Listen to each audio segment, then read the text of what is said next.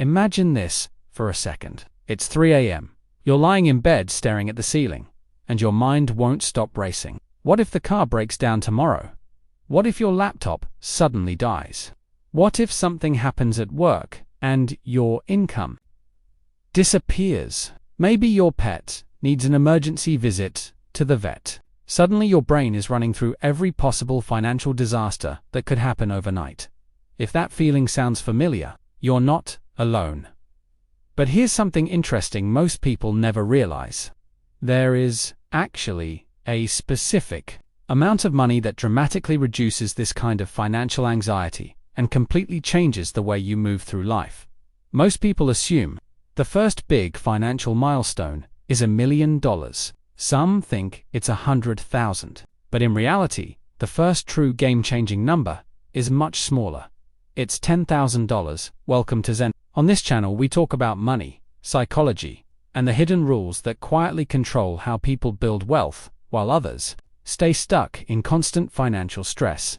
And today, we're going to break down something surprisingly powerful: why saving your first $10,000 can completely transform the way you think, the way you make decisions, and even the way you sleep at night. But before we talk about what happens when you reach $10,000, let's talk about what life looks like without it.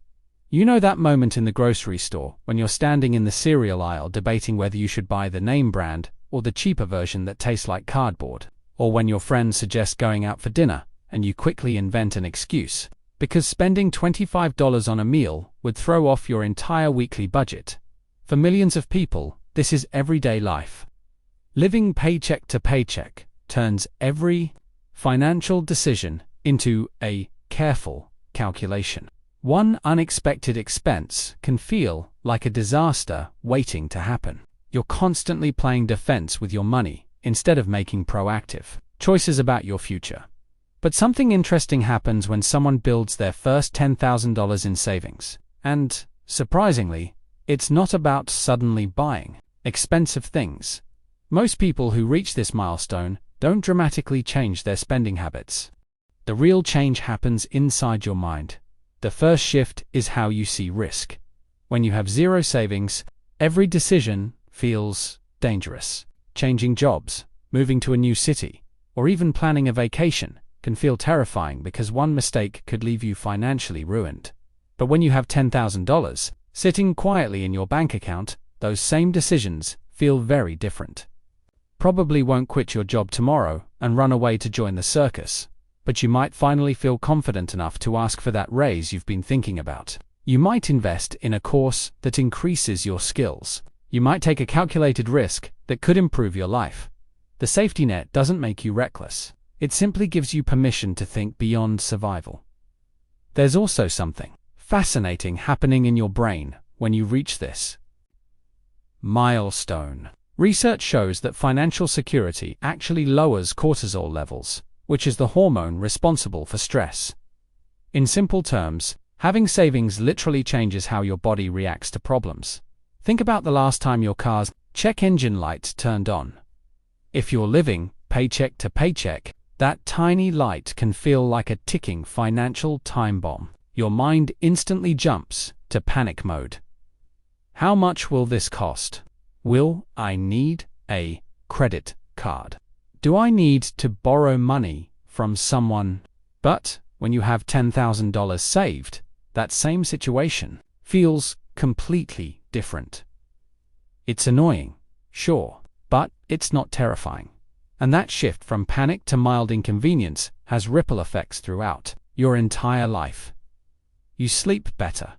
You're more focused at work. You're more patient with the people around you. When financial stress disappears, your brain suddenly has extra energy to focus on improving your life instead of just surviving it. But here's the part most people misunderstand about the $10,000 milestone.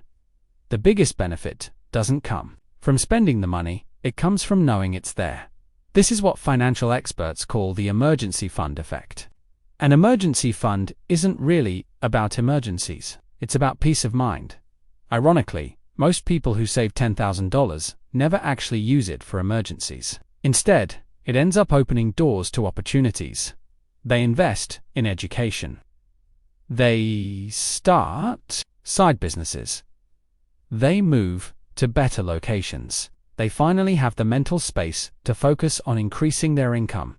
Another surprising change is confidence.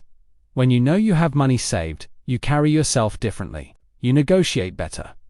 You're less desperate in job interviews. You're more willing to walk away from bad deals. And that confidence often leads to better opportunities.